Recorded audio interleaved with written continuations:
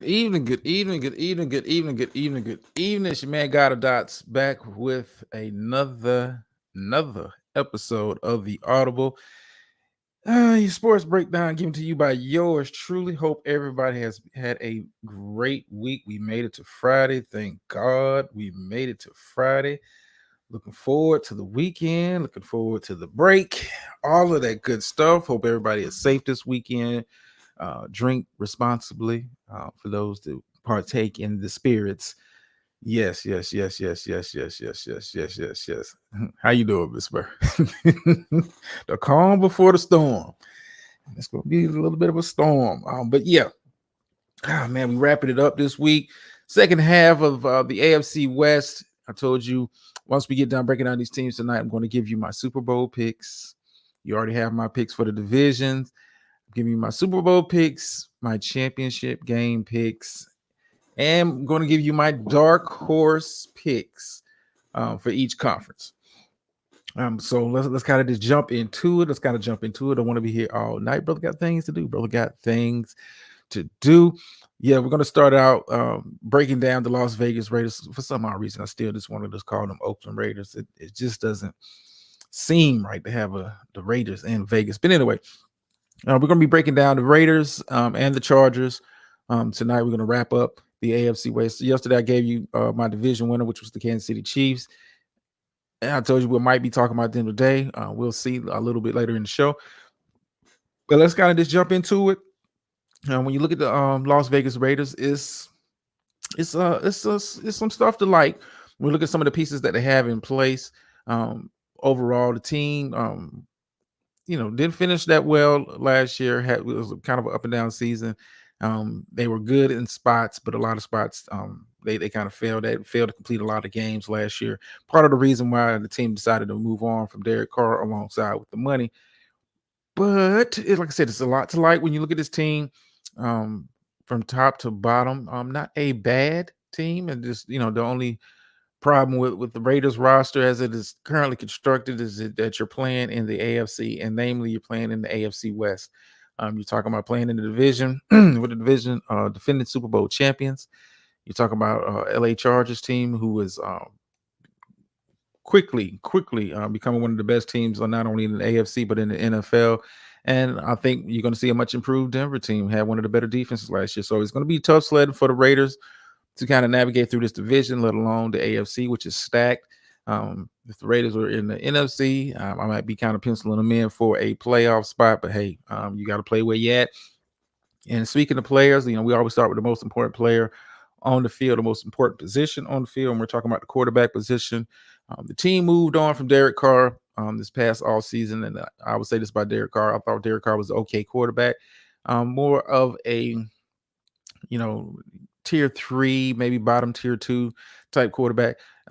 Does a lot of things well, very accurate, doesn't turn the ball over a whole lot, but it just doesn't have that it factor. Just wasn't able to get to the Raiders back into a serious contention in the AFC, and the team decided to move on. Part of that was due to the contract and the money that owed them. They was able to save some money, but they move on from Derek Carr and bring in a guy, Jimmy Garoppolo. And I would say this. I've had this long-standing opinion of Jimmy G. I never understood what the hype was about. He's a serviceable quarterback, but Jimmy G to me does nothing well. He's like okay across the board, but he's not the strongest arm, not the most accurate quarterback, not the most mobile quarterback. He's a guy, but I've never understood the allure that people have with Jimmy G. He doesn't make a lot of mistakes, and that's part of the reason why teams he's been on have had success. But let's keep it a buck. He was on the San Francisco 49ers team, and they showed you last year, hey, we could take a guy that was drafted in the 7th round and make a playoff push with this roster that they have. So how much of his success has to be attributed to the guys that was around him, the level of talent that was around him, that plays a large part into it. Like I said, I've never saw the appeal. Jimmy G has never, in my opinion, been a top 10 quarterback in this league. He's never really threatened to be a top 10 quarterback in this league. I don't know how many people even have him in the discussion. But I guess owners, GMs, they fall in love with him. I guess he's a guy that doesn't come in, doesn't rock the boat, doesn't have a prima donna attitude at the quarterback position. Just, I mean, to me, he's just a guy. In San Francisco, like I said, with his injury history, you have to account for that.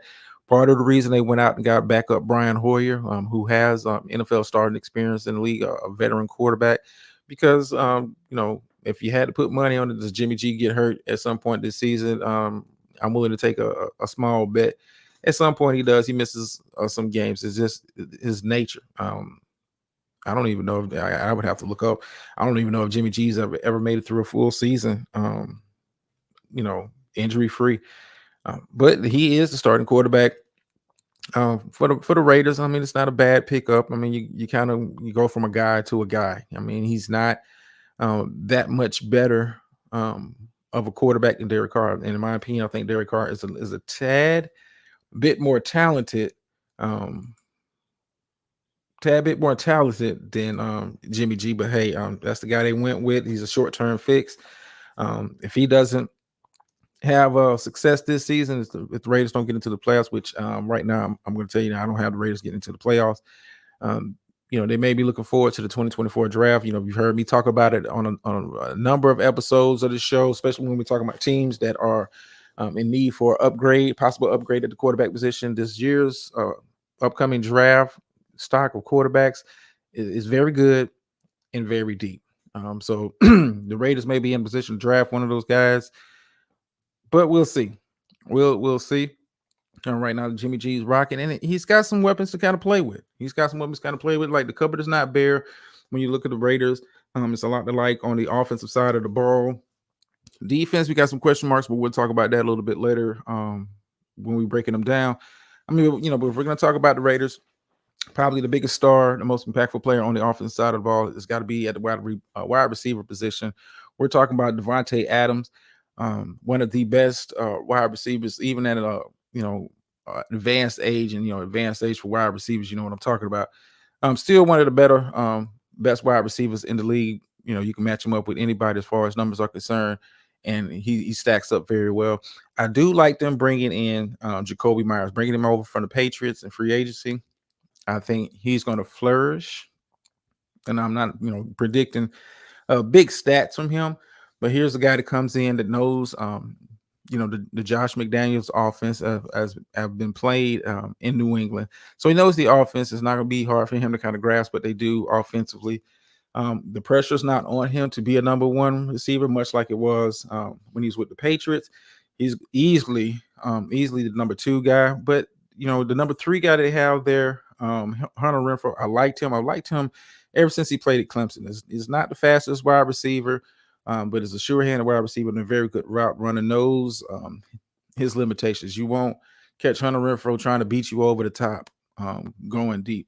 But he understands, hey, short to intermediate game, kind of like a bigger Julian Edelman to me. So it's a lot to like with the wide receiver core for Jimmy G. Focus on Devontae.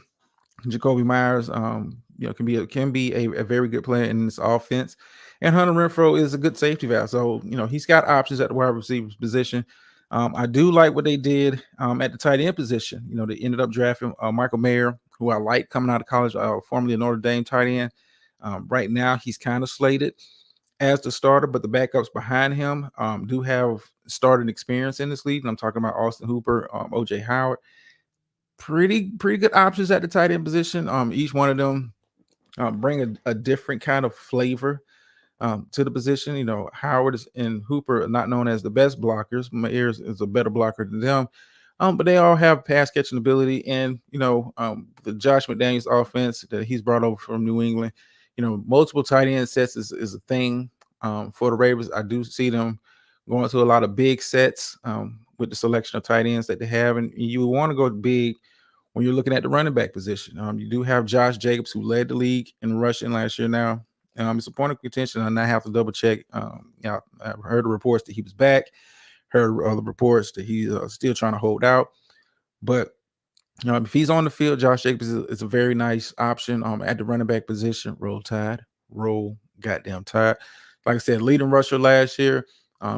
Does a little bit of everything. Very good between the tackles. Still has burst to take it to the house.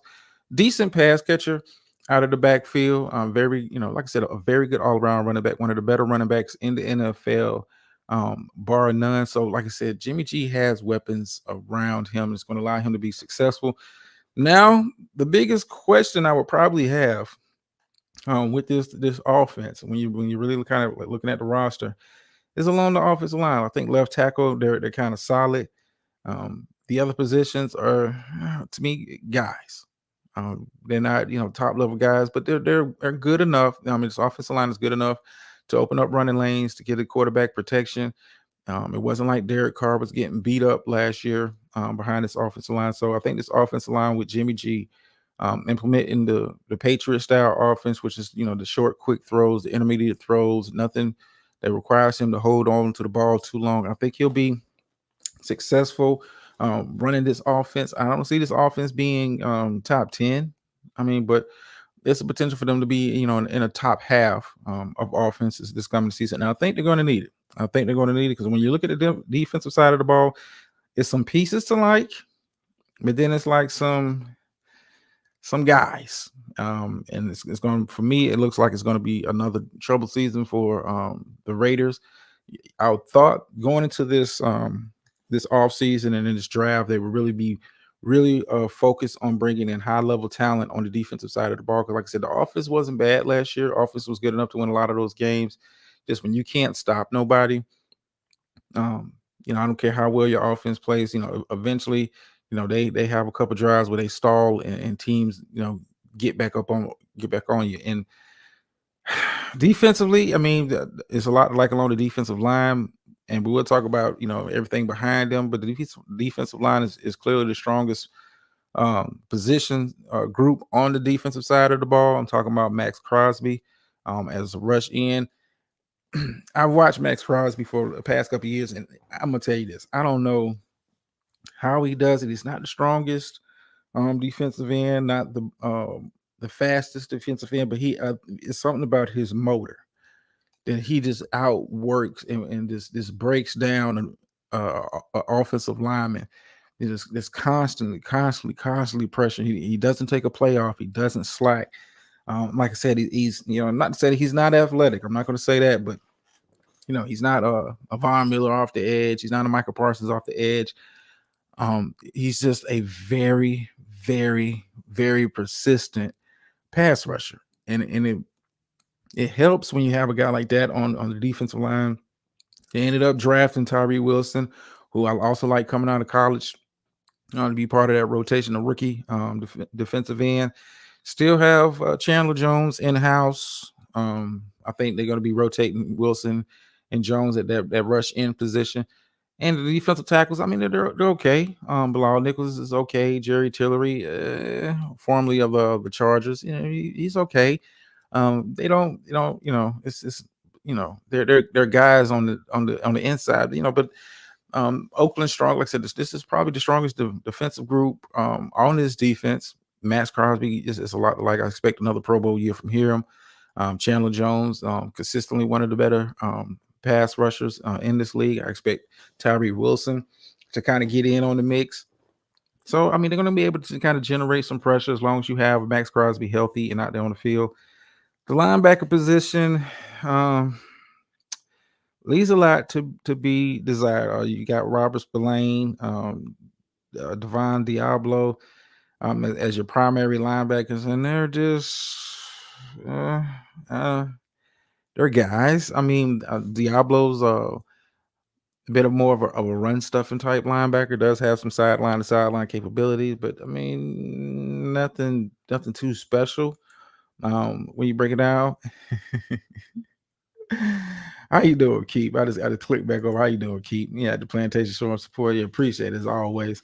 Yeah, but the linebacker position, not a strong suit of this defense, and I don't, they was bad last year, as far as their production level, and I expect much of the same this year. They didn't really address the position like they thought they would.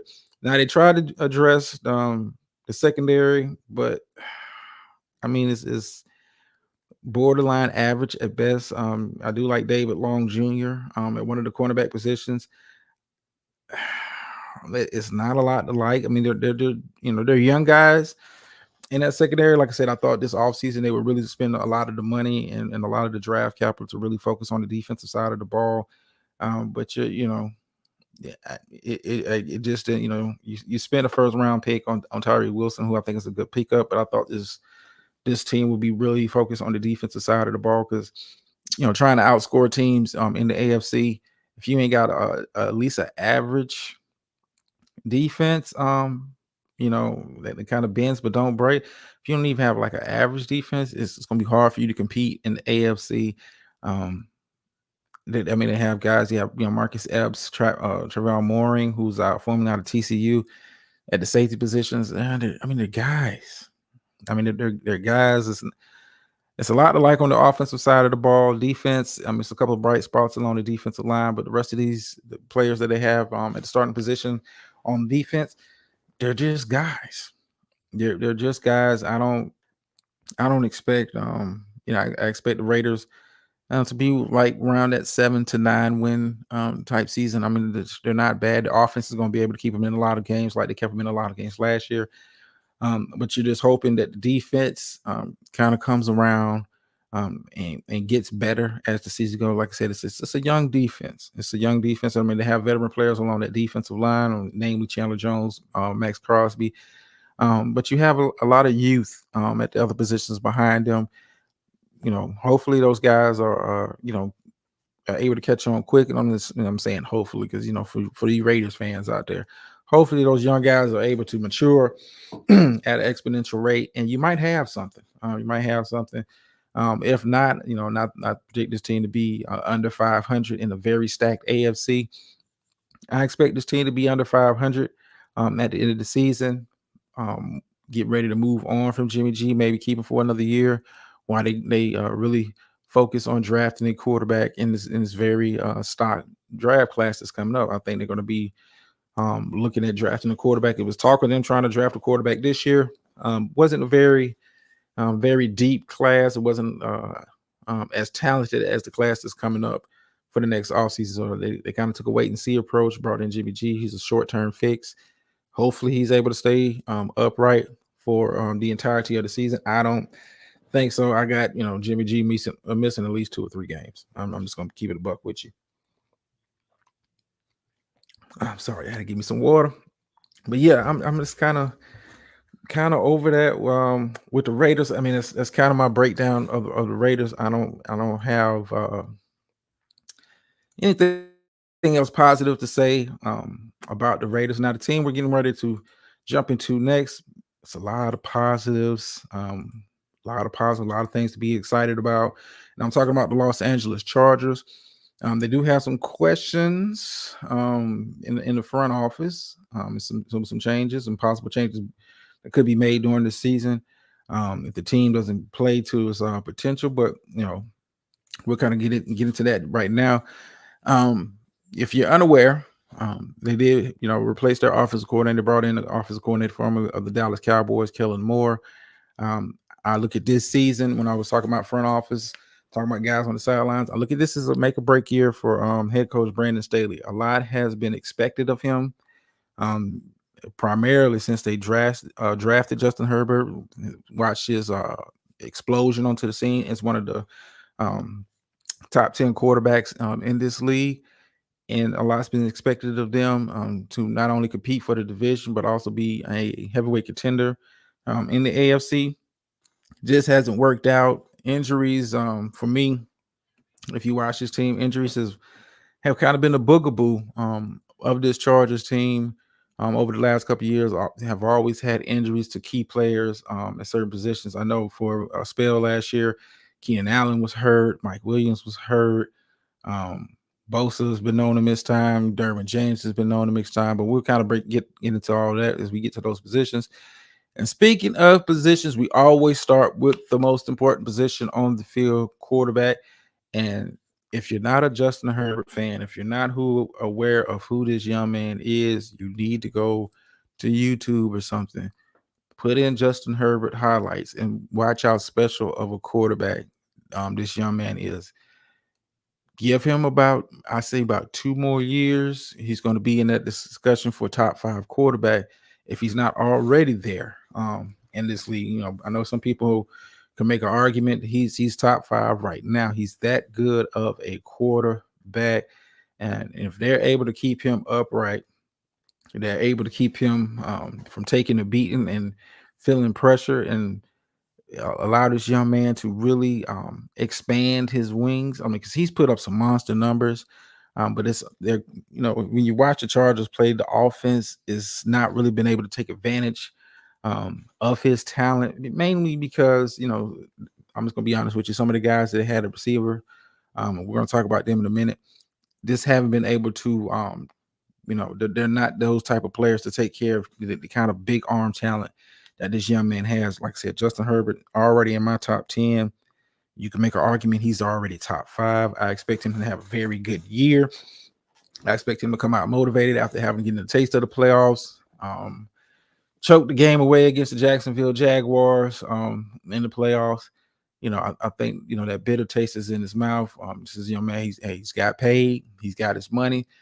So the contract situation is not going to be an issue for him for the remainder of his contract. Like I said, that's gone. That's cool. Backup positions. I mean, you can just have guys there. Justin Herbert is not known to miss a lot of time. He's known to play hurt. He played hurt for a particular stretch. I know last season. So you're pretty comfortable, pretty safe right there. How you doing, Dr. Nikki? Yeah, quarterback solidified. No questions. I have nothing negative to say about Justin Herbert. Now, when you look at the talent around him on the offensive side of the ball, they did make some slight upgrades, at certain positions, and we'll see what that looks like for them offensively. I think the biggest change they have on the offensive side of the ball is bringing in Kellen Moore. Now, I'm not a fan of Kellen Moore, some of his play calling decisions, but he was running the offense in Dallas, and Dallas was able to put up big numbers, one of the top offenses in the league during his tenure there.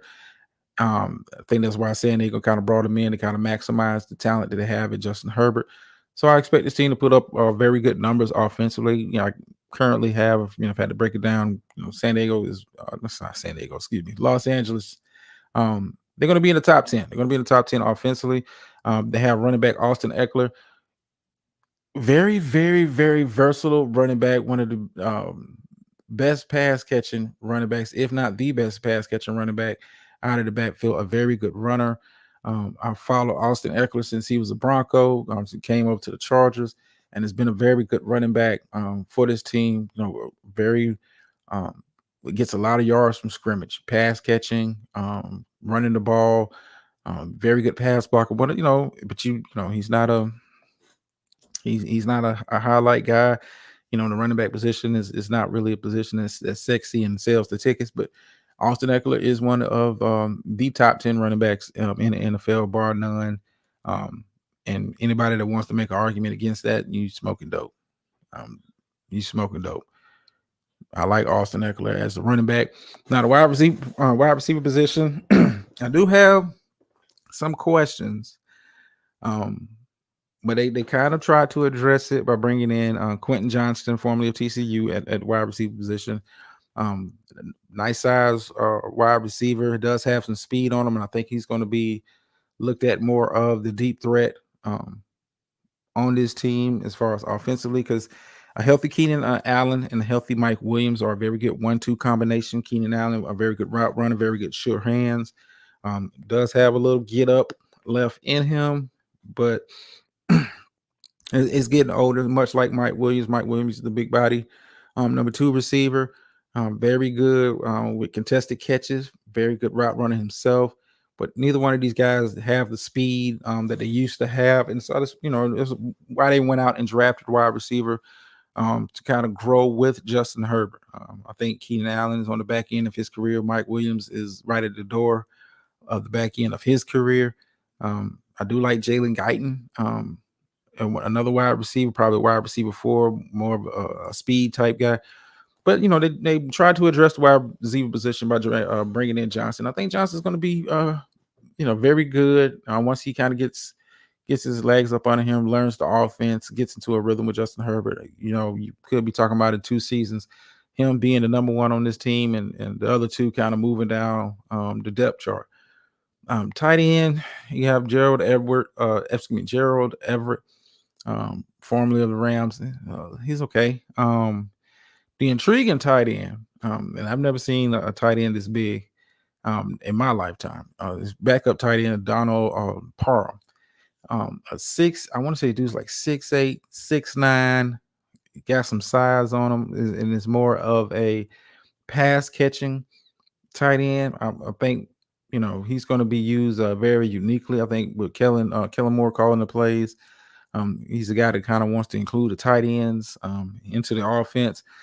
And considering that you don't have a lot of speed at the wide receiver position, you might see this team run a lot of two tight end sets. So be on the lookout for you heard it here first, Donald Parham.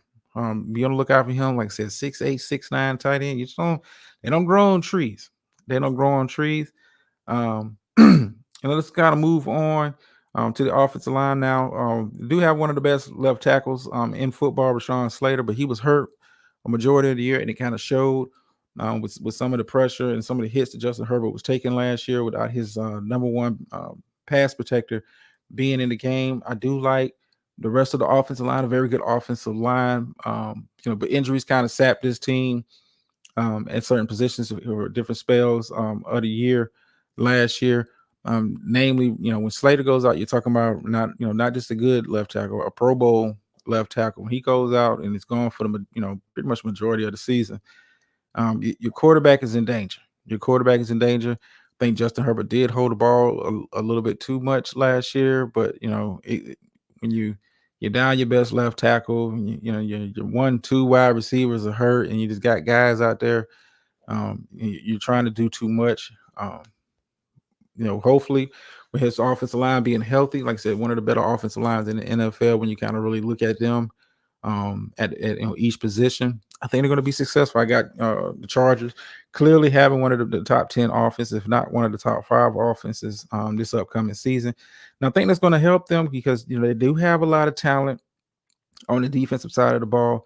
The question with them on the defensive side of the ball has been injuries. And they have talent at every level of the defense, but just guys can't stay healthy when they need them most. When you look at the defensive line, the interior, they brought in Sebastian Joseph Day, had Austin Johnson, formerly of the University of Texas. I like the rotation of defensive tackles that they have. But edge rusher is where they was making their money as far as like getting pressure on the quarterback. He was talking about Joey Bosa, one of the better defensive ends in the NFL. And you also had Khalil Mack on the other side. I know Khalil Mack missed some time last year. Bosa was out for certain stretches of the season. But Khalil Mack, if those two guys are healthy, like who do you double team? Khalil Mack, even though he's up in age, still one of the better pass rushers at his position. So you have to account for him. You can't move your offensive line. You can't have the assignments to be just going to focus on double teaming Joey Bosa and leave Khalil Mack one-on-one with any offensive tackle for an entire stretch of the game. It's just not happening. I think if those two are able to stay healthy and get after the quarterback, when you look at the linebacker positions, I mean, it's probably the weakest part of this defense, but it's not that weak and it's not that bad. They did bring in Eric Kendricks to join that linebacker room. I do like Kenneth Murray Jr. I liked him coming out of college. Just hasn't translated to the NFL as far as how explosive a player he was in college. Just hasn't translated just yet, but he's still a young linebacker. I think they're going to probably be moving him more to the outside linebacker position. He just kind of struggled playing a middle linebacker in that scheme that they was running. But I do like his talent. I think he's a sideline player. It's just, I don't know, maybe he needs a change of scenery. I'm still kind of high on him. I like him as a linebacker. Like I said, they brought in Eric Kendricks, veteran linebacker formerly of, I want to say, the Minnesota Vikings. Long-time linebacker there. Very good in coverage. Very smart player. Knows how to set the defense up from the Mike position. So I think that's going to be a big help for this defense. And the defense wasn't bad last year. Just injuries kind of sapped their potential last year. Um, it's kind of just wrecked their season. And we're gonna get into the back seven of this defense. I do like Asante Samuel Jr. They did bring in J.C. Jackson last year. But he struggled with injuries. I think he's gonna be ready for a bounce back year. They have Michael Davis also in that cornerback room. It's a very good secondary. It's all about health. It's all about health. Namely, you have Derwin James, who is a jack of all. When he's healthy, I mean, you can make an argument best safety in football when he's healthy. I mean, he's a guy he's good in coverage. He's good in the run game. You can put him in the sub linebacker. He's a tool you can use all over the field. He can rush the quarterback, but he's got to be healthy. He's got to be healthy. But I do have the Chargers making the playoffs. I'm not going to put them in the championship game, but I do have them making the playoffs. I do have them getting out of the first round of the playoffs. I do have them getting out the first round of the playoffs. Like I said, I like the pieces that they have with this team, especially on the offensive side of the ball. Was able to kind of keep the talent that they have. Um, you know, I think Quentin Johnson is going to surprise a lot of people who didn't get a chance to really watch him that much at TCU. I think he's going to surprise a lot of people with his talent. And the biggest question when we talk about the Chargers is got to be health. You got to be health. This is a team. They've had major injuries to key players for too many stretches of the season, and it has hampered them. It has hampered them. Is when they're 100% healthy. This is a team that can go out there and compete with anybody in this league. Not let alone their division, let alone their conference. They can go compete with anybody in this league. When you have a top 10, arguably top 5 quarterback, you're going to be in a lot of ball games. They was in a lot of ball games last year. Some of them they won. Some of them, they just kind of just faltered down the stretch. And that's just, that's just the way the NFL is. Sometimes the games are just that close, and the play here, play there, kind of really changes the dynamic. But I do have the Chargers make it into the playoffs. I do have the Chargers making it to the playoffs. Now, before I kind of wrap up the show and kind of get ready for the other stuff, before I get ready for the other stuff, I'm going to give you my Super Bowl picks. And if I'm going to be let me first speak as a fan. As a fan, I'm going to pick the Cowboys every year. I make no qualms about it. I'm not ashamed to say it on camera or to be recorded and all of that kind of stuff. As a fan, keyword there. As a fan, I will always pick the Dallas Cowboys to win the Super Bowl every year. I'm just that I'm that big of a fan. As an analyst, if I'm going to be honest, and it pains me and hurts me to my soul to say this, and like I said, it really hurts me to my soul to say this. As a analyst, it's hard for me to pick against Philadelphia Eagles coming out again from the NFC, because this is a team that was very good last year, and they got younger and got better at key positions. Howard Roseman for me has got to be GM of the decade with some of the moves he's able to been able to pull off. And you're talking about a team that could be in position to bring in a Jonathan Taylor to add alongside that offense. It is hard, as an analyst, and I love the boys. If I had to kind of, like I said, as a fan, I'm always going to pick the boys. I'm never going to pick against the Cowboys as a fan, but as an analyst and kind of keeping true to the spirit of what it is, it's hard for me to pick against Philadelphia repeating as NFC champions. Now, I will say this. NFC championship game, I have Cowboys and Eagles. Now, that happens. Yeah, of course, all analysts, the analyst hat goes out the window and the Cowboy hat goes on.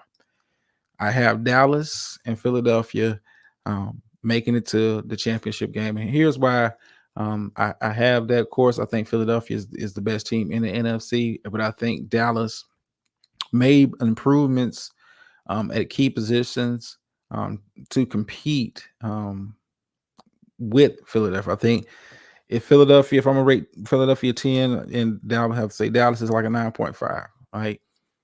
They're, Philly's just a little bit better at certain positions, just a little bit better. Namely, the interior, the defense, I think is a little bit better. than Dallas, but I think Dallas has the better pass rushers. I think when we're talking about sack totals, and they were kind of even last year defensively, kind of even last year. I do like the Cowboys bringing in Stephon Gilmore to team up with Trayvon Diggs. I think that makes the secondary just a tad bit better. Um, Linebacker position, you could give the edge to Dallas. That's the only reason I would probably give the edge to Dallas, because they have veterans at the position, and Philly's rolling out with young players, but talented. They're talented young players. Talented young players.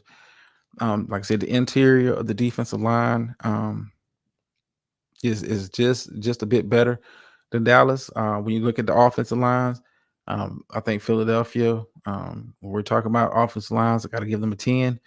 Cowboys, I got to rate them in like a 9.7. I mean, I think the margin between these teams is so close. It's so close. And I'm going on record and say this. And I know people can be like, why are you not picking San Francisco? I don't think um, Brock Purdy is going to have the same level of success that he had last year. And here's why. I think um, teams are going to be prepared for him coming into this new season. I think now that they have a year of a good sample size of games um, of him coming to this year, I think you're going to see teams really find ways to attack him. I don't know if he's going to be able to adjust his game well enough in critical moments. In those critical moments, I don't think he's going to be able to adjust his game enough. Like, it's the reason why this guy was a 7th round pick.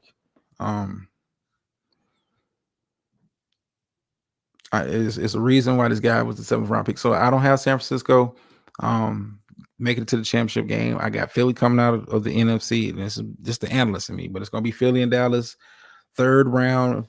I mean, I agree with you, Miss Barrow. I think it's going to be a split during the season. I think these teams are just that close. I mean, Jalen Hurts had a monster year last year. I mean, but and Dak had a down year. But I've seen seasons where Dak is could have been in discussion for MVP. I think moving on from Zeke helps the running game, but the running games are a little bit different because how the teams run their offense. Wide receiver position, I mean, it's kind of a wash. I think the best wide receiver out of both teams is AJ Brown, but when I look at the group, I got to give the edge slightly to Dallas because they brought in Brandon Cooks, who has been a number 1 receiver on some bad teams, and I think CeeDee Lamb gets a little bit better.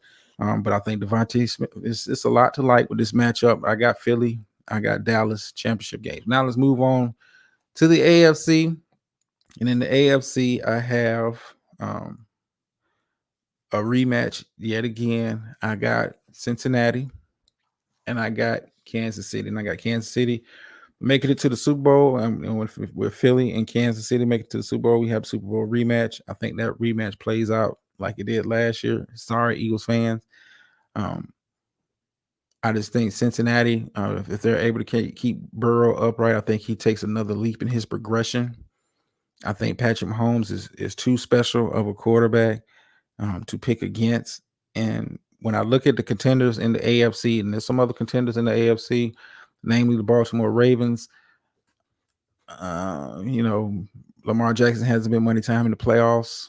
When I look at the Buffalo Bills, how much wear and tear will Josh Allen have on his body if he's tasked with being the leading rusher for his team next year? I'm not sold on Aaron Rodgers taking the team deep into the playoffs that make it. Tua has health issues at the quarterback position for Miami. Jacksonville, I think, is I know it's a lot of hype. They're young and they're coming off the first playoff experience, but I don't see them competing with the Cincinnati or Kansas City in the playoffs. So I got a rematch there. And I think, like I said, I got Kansas City going back. I got Kansas City winning the Super Bowl. Now, before I close out, I'll give you my dark horse pick for each conference.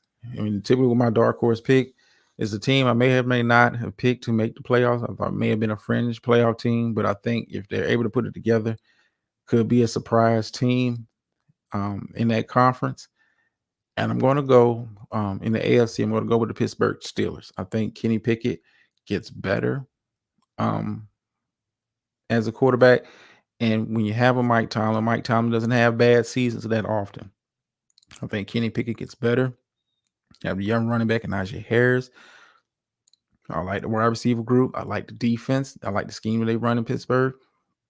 Pittsburgh, even though they didn't make the playoffs last year, was very competitive in all of those games. I think the team just gets a little bit better. So that's my dark horse pick. That is my dark horse pick out of the AFC. Now, like I said, I'm not going to put them above Cincinnati or Baltimore in the division. I think those teams are just that much better. But if Pittsburgh happens to jump ahead of one of those teams in the division, it wouldn't completely surprise me. I like what they got going in Pittsburgh. And it's the Mike Tomlin thing. He kind of gives me a lot of confidence in that team to go out there and compete. They competed last year, just didn't have the talent, to do it, to get over the hump. But I got Pittsburgh as my dark horse in the AFC. And in the NFC, who do I have in the NFC being a dark horse? And this may surprise you, but something about what I'm seeing, now when I saw this preseason from Washington, something about Washington, because they always play the Eagles tough, always play the Cowboys tough. It is something about Washington that makes me think that, I didn't have them as a playoff team, but if they were to make the playoffs, it wouldn't completely surprise me. Namely because I like the progression of Sam Howell in his second year. And I think them bringing over Eric Bieniemy to be the offensive coordinator is going to pay dividends later on in the season. Now, I think and when you look at the team they have in Washington, they have talent on the offensive side of the ball. They have a lot of talent on the defensive side of the ball. This is about putting it all together for them. If they start out rough, I can see Ron Rivera being out of there. Eric Bieniemy made the interim coach. I got Washington. It's my dark horse for the NFC. That's my dark. So those are my two dark horse picks. I got Pittsburgh and I got Washington. All right, so let me kind of get my stuff together because brother gotta get ready for the dirty work now. Get ready for the dirty work and send myself off into the weekend and into vacation and in good happy spirits. Appreciate everybody for kind of sticking in there with me. As always, like, share, subscribe, thumbs up, thumbs down, whatever. Thanks for sticking in there with me as I've pushed through. I've got through all the teams. Man, it was hard. It was a struggle, but I got through them all. If you missed your team, if you have something to say about your team, go check out the channel. The shows are up. Leave a comment, positive, negative. I respond, in a timely fashion. But I made it through. Like I said, I'm taking a break. It's front porch tonight, Miss Burr. Yeah, then after that I'm going into vacation mode. It is a front porch night. I will be going into vacation mode after that. But like no shows next week. It's nothing going on for me next week. Now I may do a pop-up on Friday. I may not, but for the most part, I'm chilling. I'm not going to be focused on nothing but relaxing. Chilling in the sun somewhere on somebody's beach. But yeah, appreciate y'all for kind of sticking with me as I got through this. When we get back to doing shows over here, I think we're going to do a Tuesday and Thursday rotation. Kind of with the Tuesday show, breaking down all the games. Yeah, I haven't scheduled it yet, Miss Murphy. I'm about to as soon as I get off of here. I like to make them wait. Yeah, so Tuesday and Thursday when I get back, that's going to be kind of like the rotation of shows for this channel in particular. Probably when I get back, I'm trying to make the Wednesday kickback a part of the rotation over there. And we'll see with the Friday show.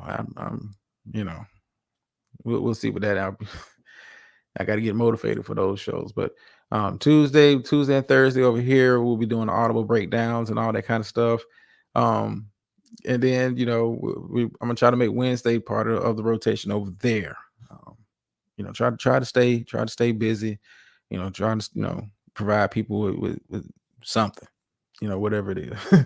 So let me get my behind up out of here. As always, is appreciated. Remember to just enjoy yourself this weekend. Enjoy life and be easy and all that good stuff. And we hit you off with a phrase that pays over here. Sometimes you win, Sometimes you lose, but every time you learn. And I'm out.